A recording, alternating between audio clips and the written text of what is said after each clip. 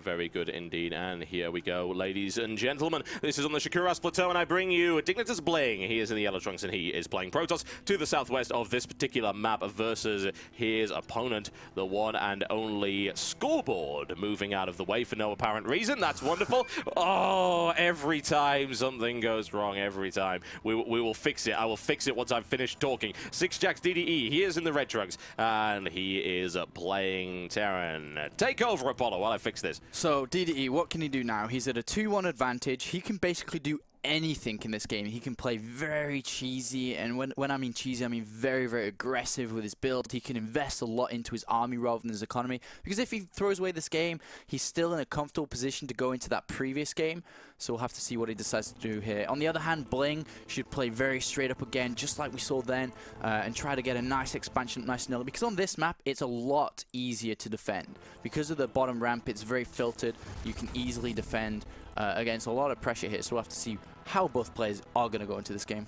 Yes, indeed. The scoreboard, by the way, is called Starboard, and it does some wonderful things, except it's supposed to remember its position, only it remembers it mostly. Yeah? Mostly, not all the time. It basically kind of has Alzheimer's. It thinks it knows where it was supposed to be, but really it's lost and it's in some other guy's house. It's a bit of a problem. But whatever the case, yes, it's fixed. It's all good. This will be the day of technical problems. Yesterday went far too well. I think, honestly, Karma's going to turn around and say that, look, you guys deserve a bit of punishment right now. Yep. Sad. Sad. Oh, well, never mind. So, Bling is in a position to equalize this series. We'll see whether or not he can actually pull that one off. DDE is opening up with a no-gas build. It's going to get a fast expansion on he 16. Is. Well, not 16, Maybe. sorry. It'll be after the orbital command. Of course, a little bit after. Yep. And so Bling's gone in now. He's scouted no gas. He's seen one barracks. It could be a hidden barracks, so he's going to just go and hide that probe, I guess, very, very shortly to check for that expansion soon. And if he stays around too long, the Marine will shoot him out. On the other hand, let's have a look at Blink Space now. He's gone double gas before Cybercore. So much gas early on, and the timing of it is that DDE is scouting in the wrong position. He'll have no idea about the gas income. I suppose he could check the assimilator to find out exactly how much has been mined, but I don't think that's going to be crossing his mind in this game.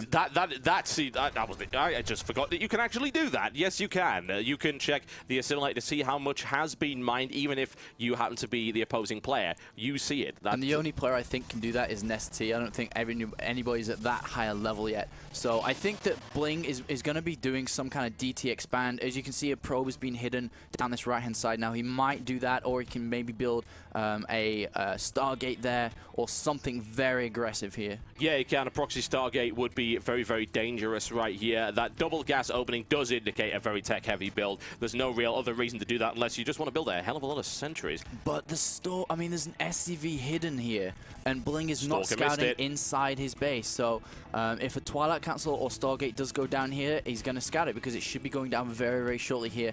And DDE is going to get a crucial scout, and Bling is just has no idea about it. Well, he's seen it now. That's the point. And he hasn't actually seen anything yet. So if it is a proxy play from Bling, then this scout isn't really going to help him all that much. He may see, oh, well, it's kind of weird that he's got double gas and he's only got one gateway, but he didn't know when those gas actually came in. There's the Twilight Council to follow it up. And I would think this is going to be a proxy pylon play, and it will perhaps be DTs, as he was saying. Or it could, of course, be Blink Stalker. Yeah, well, DDE has no idea what's going on. The thing is, when is the engineering bay going to go down? Because that's going to help out against Void Rays, it's going to help out against DTs. And it looks like it is going to be, you know, 3 more gateways have been added. It looks like a DT expand build. Marines are moving around those, trying to scout for everything.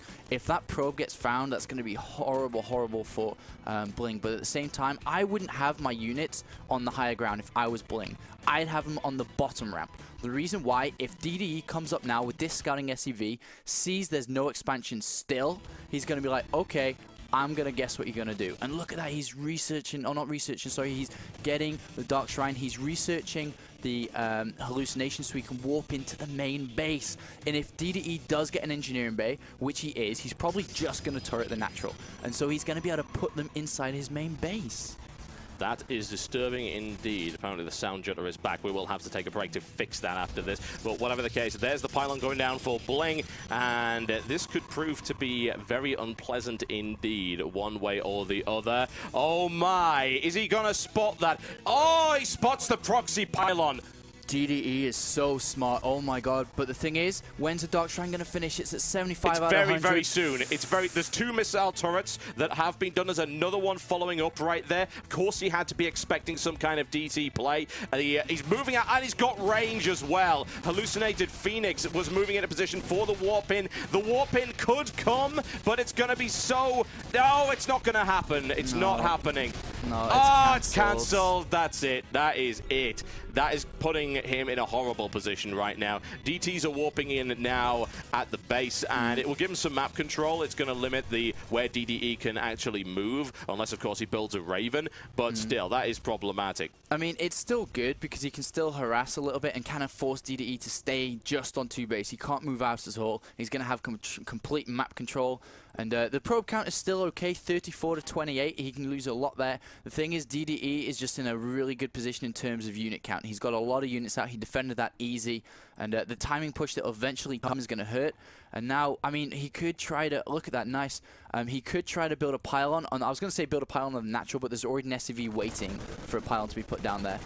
Bling tries to get into the base with a DT turret, and obviously bunkers are going to shut that down. Well, at least he managed to get out of there without losing it. He had 2 HP left. A single bullet would have ended that DT. He was lucky to get out of there alive. A little bit of hallucinated Phoenix scouting going on. Doesn't have the Robo, and as a direct result has pretty much revealed that right now to his opponent after showing him Dark Templar at this stage. And, of course, hallucinated Phoenix. There's no chance that there could be a Robo out as well. That would be absurd. A Raven is being forced right here from DDE. He just has to. Otherwise, he's got no map control at all. Well, if he decides to move out, he's going to have to scan every 5 seconds. He doesn't want to do that. This is smart. Terran players are going to begin to do this as the game develops harder because of borrowed banelings, because of DTs. You don't want to consistently scan. You'd much rather have them in mules because, I mean, 2 mules is like a Raven, so you might as well just build a Raven. And so he's going to do that. He could even go into a Cloak Banshee follow-up too, because he knows that Bling has been going into this Twilight Council, Templar Archive style, not really getting an observer, so he could switch over and do a lot of damage that way. The thing is now, though, is this timing attack with +1, with Stim, with Combat Shield, is going to come with a Raven. Therefore, let's pray that Bling doesn't decide to throw DTs into this mix and instead getting Archons out. Yeah, we're going to find out one way or the other, aren't we? And the +1 armor upgrade is completing right here for Bling, and that's not going to help a huge amount. I mean, it's a fairly Marauder-heavy force, really, which is already now rolling out. The army count is not looking great for Bling in any respect, and as a Raven. To be honest, if DDE attacks now, even though he doesn't have Stim, and he will, it's a timing attack with Stim and +1. It's not Combat Shield, but still, that's a very dangerous timing attack. This is going to be hard to deal with, and it's going to rely, I think, on force field placement. I mean, if I was Bling, I'd definitely cancel that Ground 2 armor. I mean, you don't need it right now. As long as you defend against this, you're going to be good. But fortunately for him, is that DDE decided, you know, I can't really attack up the ramp. You know, I'm just going to pull back. So he can keep the +2 armor going out and kind of continue. I love the supply depot at the top left to be able to scout if, you know, Bling is going to try and get a hidden expansion against him this game. Not going to be the case. And a very early switch over to double robotics facilities, looking to get an edge, switching over to Colossus ASAP. Yeah, but that opens up a huge timing window. Yes, it does. A massive, massive timing window. There's a couple of medevacs moving out. Drop play is a very real possibility. We'll find out very soon if he decides to load up or if he's just going to go for a full frontal assault. Here comes the Infernal Preigniter again from DDE. This is becoming now trademarked to his TVP style. There is the drop. It's got some Marauders in the mix for good measure. That is a potent drop. It's dangerous. It will be scouted. If Bling moves now, he should be able to intercept. He isn't moving. He was focusing on his third base. He's now moving, though, a little bit late. Oh, no, this is going to be fairly dangerous, honestly. And he's focusing down on the Forge, and that Forge is going to go down. That's a cancellation on the +2 armor. That's nasty. And that third is going to be denied right now. DDE in a fantastic position, and he's got a third of his own already morphing into a planetary fortress. Oh, wow. The third gets picked up. Another cannon goes down inside the main base. DDE just tearing Bling apart, stretching him so thin. And if you think about it, when a Protoss player expands to a third base, he's the most stretched out he'll ever be. Simply because every other base is usually fortified with 1,000,000 cannons, so his army is always going to be at 1 point. And DDE exploiting that. 2 medevacs about to come in at the back of Bling's main base as his units leave. That is the perfect timing right here for DDE, and certainly not for Bling. Bling does not have anything to deal with this whatsoever. In it comes again, and you know what? That scouting observer would have been very, very helpful in this one. Oh, he's seriously going to lose that one as well. Oh, this is it.